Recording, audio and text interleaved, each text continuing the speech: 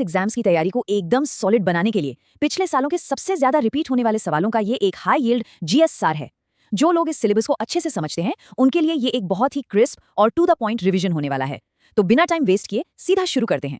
आज के syllabus blueprint को हमने 4 मेन हिस्सों में बांटा है। पहला यूपी स्पेशल और प्रशासन, दूसरा इतिहास और संविधान, तीसरा भूगोल, विज्ञान और इकोनॉमी, और आखिर में कुछ बहुत ही काम के एग्जाम टिप्स। इस तरह से चीजों को बांट कर पढ़ने से एग्जाम हॉल में इन क्रूशल फैक्ट्स को रिकॉल करना एकदम आसान हो जाएगा। सेक्शन 1, यूपी स्पेशल और प्रशासन। स्टेट की एडमिनिस्ट्रेटिव और रीजनल नॉलेज होना बहुत जरूरी है, क्योंकि यहीं से सीधे सीधे सवाल उठते हैं। प्रशासन की बात कहें तो एक बहुत ही दिलचस्प और रीसेंट अपडेट है। पहले यूपी पुलिस का हेडक्वार्टर प्रयागराज में हुआ करता था, राइट, लेकिन अब ये शिफ्ट हो गया है लखनऊ के शानदार सिग्नेचर बिल्डिंग में। ये एक ऐसा एडमिनिस्ट्रेटिव डिटेल है जिसे बिल्कुल मिस नहीं किया जा सकता, क्योंकि ऐसे ही सीधे सवाल मेरिट डिसाइड करते हैं। सुरक्षा आपकी, संकल्प हमारा। अब ये सिर्फ एक लाइन नहीं है, ये यूपी पुलिस का बहुत ही प्राउड मोटो है। इसे याद रखना सिर्फ एग्जाम क्लियर करने के लिए नहीं, बल्कि इस यूनिफॉर्म को पहनने के जज्बे के लिए भी एकदम जरूरी है। हम जरा एडमिनिस्ट्रेटिव हायरार्की यानी पदानुक्रम को देखते हैं। सबसे बड़ा फैक्ट ये है कि जो पुलिस महानिदेशक यानी डीजीपी होते हैं, उनका पद राज्य के मुख्य सचिव के बिल्कुल बराबर होता है। पुलिस महकमे में डीजीपी सबसे ऊपर हैं, तो ये रैंक इक्विवेलेंट समझना बहुत मस्ट है। यूपी के कल्चर और भूगोल के कुछ ऐसे शानदार फैक्ट्स हैं जो बार बार पूछे जाते हैं, जैसे तराई रीजन की थारू जनजाति। एक बहुत ही सरप्राइजिंग फैक्ट है कि ये लोग दिवाली जैसे रोशनी के त्योहार को शोक पर्व की तरह मनाते हैं। इसके अलावा इत्र की खुशबू से महकता अपना कन्नौज, जिसे इत्र नगरी कहते हैं, और यूपी का क्लासिकल डांस कथक, खासकर इसके लखनऊ और बनारस घराने, ये सब तो एग्जामिनर्स के ऑल टाइम फेवरेट टॉपिक्स हैं।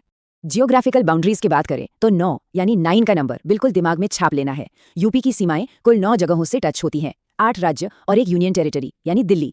इसके साथ ही एक इंटरनेशनल बॉर्डर भी है जो नेपाल से लगता है। ये बहुत ही स्कोरिंग जियोग्राफिकल फैक्ट है। चलिए अब बढ़ते हैं अपने दूसरे सेक्शन की तरफ, इतिहास और संविधान। मॉडर्न हिस्ट्री और पॉलिटी के उन पन्नों को पलटते हैं जहां से हमेशा सॉलिड क्वेश्चंस बनते हैं। मॉडर्न इंडियन हिस्ट्री के इन बड़े माइलस्टोन्स को इस टाइमलाइन से समझते हैं। 1857 में लखनऊ से बेगम हजरत महल ने बगावत का झंडा बुलंद किया था। फिर 1888 जब जॉर्ज यूल ने इलाहाबाद में कांग्रेस सेशन की अध्यक्षता की, ये पहले अंग्रेज अध्यक्ष थे। इसके बाद 1922 का चौरी चौरा कांड, ये इतना बड़ा टर्निंग पॉइंट था कि इसके तुरंत बाद असहयोग आंदोलन वापस ले लिया गया, और 1925 का काकोरी ट्रेन एक्शन, जो हमारे क्रांतिकारियों के जबरदस्त साहस की याद दिलाता है। ये पूरी की पूरी एक परफेक्ट हिस्टोरिकल स्टोरी लाइन है। इतिहास की बात हो रही है तो ये जानना भी जरूरी है कि भारत का जो राष्ट्रीय प्रतीक है अशोक स्तंभ, वो अपने यूपी के सारनाथ में ही मौजूद है।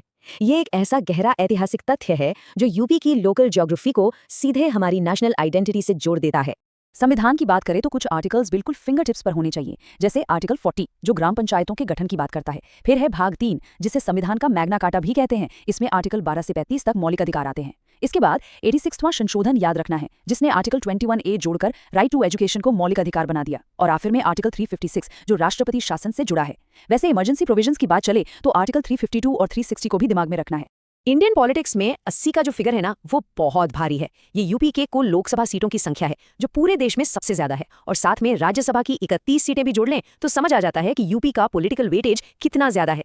सेक्शन 3, भूगोल, विज्ञान और इकोनॉमी। अब गियर शिफ्ट करते हैं और कुछ रैपिड फायर फैक्ट्स देखते हैं जो सीधे पेपर में छपते हैं। शुरुआत करते हैं गंगा नदी से। भारत की सबसे लंबी नदी, जिसकी कुल लंबाई 2525 किलोमीटर है। लेकिन एग्जाम के लिए मेन पॉइंट यह है कि गंगा यूपी में बिजनौर जिले से एंट्री करती है। अक्सर ऐसे ही माइक्रो जियोग्राफिकल डिटेल्स फंसा देते हैं, इसलिए बिजनौर का नाम अच्छे से याद रखना है। पर्यावरण और इकोनॉमी के इन लैंडमार्क्स को जल्दी से कनेक्ट करते हैं। एक तरफ है असम का काजीरंगा, जो अपने एक सींग वाले गैंडे के लिए फेमस है, और अपने यूपी का इकलौता नेशनल पार्क है दुधवा, जो लखीमपुर खीरी में है। दूसरी तरफ इकोनॉमी को देखें तो डॉक्टर वर्गीज कुरियन की श्वेत क्रांति यानी व्हाइट रेवोल्यूशन, जो दूध के प्रोडक्शन से जुड़ी है, और 1 जुलाई 2017 को 101वें संविधान संशोधन के जरिए आया अपना जीएसटी। ये सारे पॉइंट्स मार्क्स बटोरने के लिए एकदम क्रिटिकल हैं। अब साइंस का एक बड़ा ही क्लासिक सवाल लेते हैं। मानव शरीर की सबसे बड़ी ग्रंथि यानी लार्जेस्ट ग्लैंड कौन सी है? ये सवाल हर दूसरे एग्जाम में टकरा ही जाता है, और इसका सही जवाब है यकृत यानी लिवर। ये बायोलॉजी का एक ऐसा फैक्ट है जो अनगिनत बार रिपीट हुआ है, इसलिए इसे तो बस दिमाग में लॉक कर लेना चाहिए। न्यूट्रिशनल साइंस की नॉलेज चेक करने के लिए एक और double barrelled question. Vitamin C का केमिकल नाम क्या है और इसकी कमी से कौन सी बीमारी होती है? जवाब है एस्कॉर्बिक एसिड, और इसकी कमी से मसूड़ों से खून आने वाली बीमारी स्कर्वी होती है। इसे हमेशा के लिए याद रखने की एक बहुत ही प्रैक्टिकल टिप ये है कि इसका सबसे बेस्ट सोर्स है आंवला। आंवला का नाम दिमाग में आते ही ये पूरा फैक्ट सेट हो जाना चाहिए। और अब आ गए हैं हम अपने फाइनल सेक्शन पर, आखिरी परीक्षा टिप्स। फैक्ट्स तो बहुत रट लिए, अब बात करते हैं उस स्ट्रैटेजी की जो सीधा एग्जाम हॉल में गेम चेंजर साबित होगी। क्विक रिवीजन के लिए ये चेकलिस्ट एकदम रेडी होनी चाहिए। पिछले 6 से 8 महीनों के यूपी करंट अफेयर्स, खासकर बजट और नई स्कीम्स बिल्कुल टिप्स पर होने चाहिए। एक बहुत ही हाई यील्ड एरिया है मानवाधिकार और आंतरिक सुरक्षा। यहाँ से 2-3 सवाल बिल्कुल फिक्स होते हैं, तो इसे छोड़ना नहीं है। इसके अलावा पतली बुकलेट से पिछले 5 सालों के एग्जाम ट्रेंड्स को रिवाइज करना बिल्कुल मस्ट है। कुछ फिक्स तारीखें भी हैं जो फ्री के नंबर दिला सकती हैं, जैसे 10 दिसंबर को विश्व मानवाधिकार दिवस, 23 जनवरी को यूपी पुलिस स्थापना दिवस और 25 जनवरी को राष्ट्रीय मतदाता दिवस। इन एग्जैक्ट डेट्स को याद रखना आसानी से मेरिट में ऊपर जाने का एक बहुत ही स्मार्ट तरीका है। तो आखिर में सबसे बड़ा सवाल, क्या इस टारगेटेड PYQ ब्लूप्रिंट को मास्टर कर लेना ही एग्जाम क्रैक करने की चाबी है? बिल्कुल। ये सॉलिड इन्फॉर्मेशन तैयारी को एक सही दिशा देती है। इस एनालिसिस का बार बार रिवीजन करने से सफलता का रास्ता बहुत साफ हो जाएगा। इसी के साथ अपना ये एक्सप्लेनर यहीं खत्म होता है। पूरी एनर्जी के साथ